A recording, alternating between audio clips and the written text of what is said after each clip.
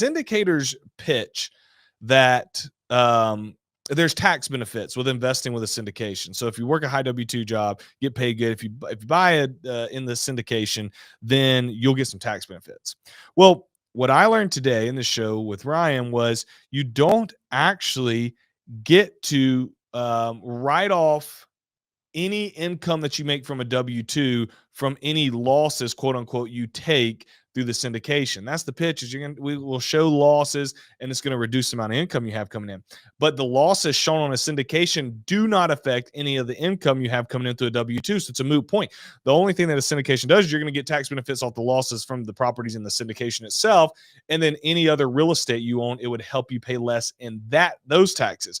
But I know friends. I have one of my best friends who him and his wife, very high income earners. She is in medicine and he's in sales, and they do really, really well. We're talking like, whatever, 7 figures well. And he went and invested in a syndication because he was under the understanding that he was going to get huge tax benefits, but he doesn't have any other real estate. And so in reality, he's not getting huge tax benefits because it's not offsetting their W-2. Okay. And so there's really not many ways to offset a W-2 income. Now, I'm going to teach you one quickly. And Ryan and I talked about this on the show. I was already aware of this one. If you have a W-2 job, you work and you have a good income, which I really encourage people to do that, because that's going to be, although we pay taxes, the income we have coming in from our jobs is going to allow us to build wealth through real estate. But there's one way to be able to offset that, and that's the loophole that comes with things like a short-term rental. Okay. So you can do this with other residential properties. You can do this with commercial real estate, but it's very accessible for the average person wanting to invest by themselves. They don't want to raise, $1 million to go buy a $5 million commercial building. You can go buy an Airbnb and you can do what's called bonus depreciation. So usually with a property, you're going to be able to depreciate it, okay, over 27 and a half years, right? So you're going to be able to essentially write off isn't the right word, but say the property's going down in value, get tax benefits over the course of 27 and a half years. That's the usual timeline for residential property. For commercial, I believe it's 39 years. Well, when you buy an Airbnb, there's a loophole that allows you to do bonus appreciation.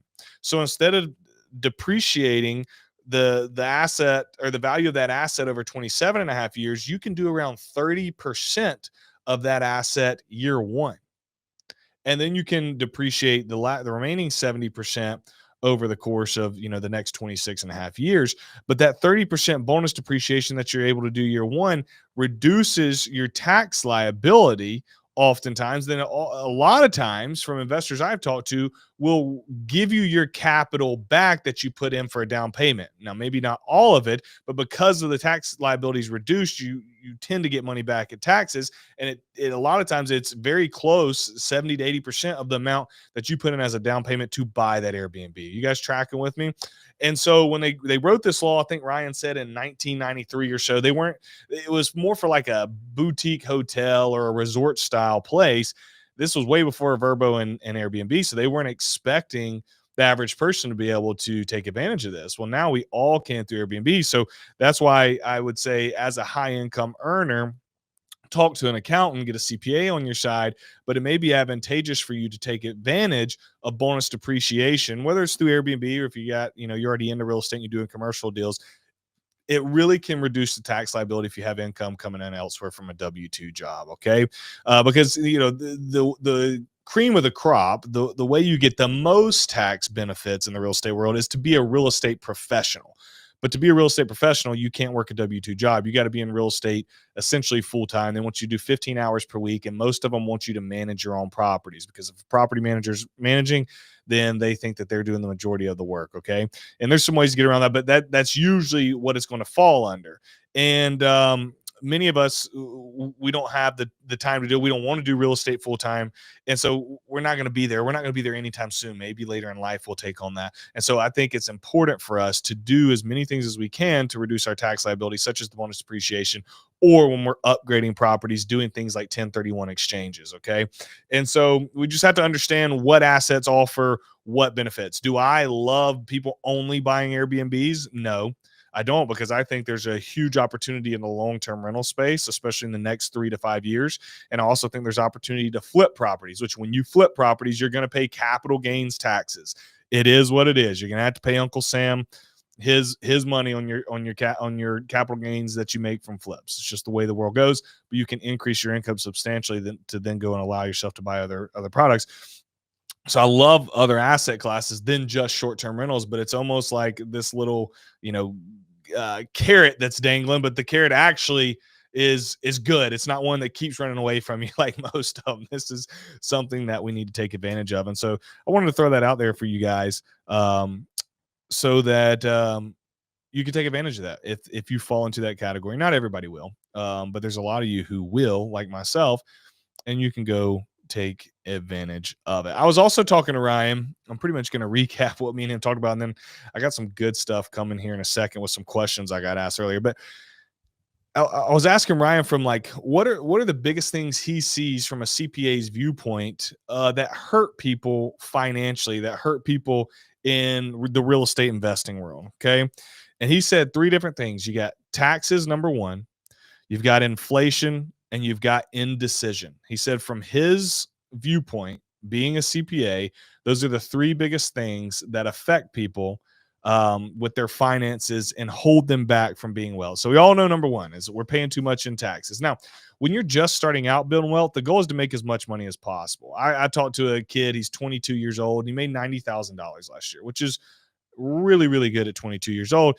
But all he kept talking to me about was, how do I save in taxes? I need to save in taxes. I need to go buy a truck. I need to do this. And I'm like, bro, you're making $90,000. Let's not use our energy to figure out how we're going to save taxes, but instead let's use our energy to go bump that up to $900,000, right? And obviously that's a huge jump.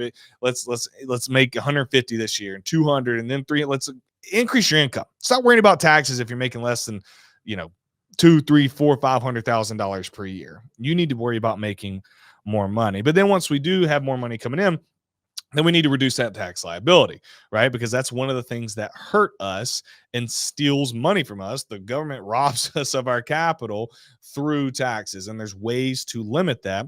Number 2 is inflation. So many people will save. Think about the middle class. They're taught to save, save, save. I mean, me, all growing up, everybody said, you got to save your money now. Save your money so you can go buy what you want to buy.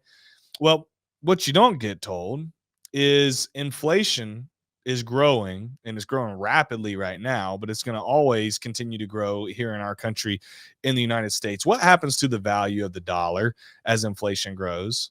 It drops significantly. So if you have $75,000 saved, in a few years, the purchasing power that's going to be about worth $60,000. And so you're literally losing the purchasing power through those dollars that you're having saved. We have to get out of that mindset of let me save money, because it's going to make you literally go broke. The caveat to that is I think everybody should have a 3 to 6 month emergency fund. Keep that sitting there, as cash is king for the rainy day. Outside of that, let's go invest, because what assets do, things such as real estate, is they hedge against inflation. So when the value of the dollar is declining and inflation is going up, real assets hedge against that inflation and intend to increase with it. And so the only way to store your wealth in a safe way to where you can then access that wealth and it's kept up with the cost of life is through owning assets. Why do you think the wealthy don't get as concerned when inflation happens? Because our assets are growing. Now, I love slow periods in the economy where everything's starting to slow back down, and deals aren't flying off the market, money's not being printed, and the market's not as stimulated, because I can go buy things. But then once I've bought them, when we have those huge inflationary periods where everything's going up in value, that's where I get even wealthier. And that's what the rich do.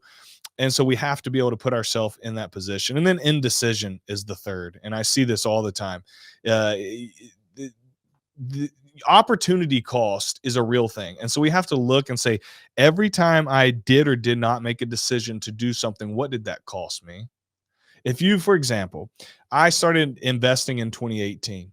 What if I would have listened to all the middle class naysayers who said, right now is not a good time to invest, when they said that in 2018 and 2019 and 2020 and 21, and I would have had indecision and I would not have purchased real estate? What would be my opportunity cost today? Well, we're worth millions today. So I would say that those decisions or indecisions that I could have made back in 2018 would have cost me millions of dollars, financial freedom, being able to choose what my days look like every day.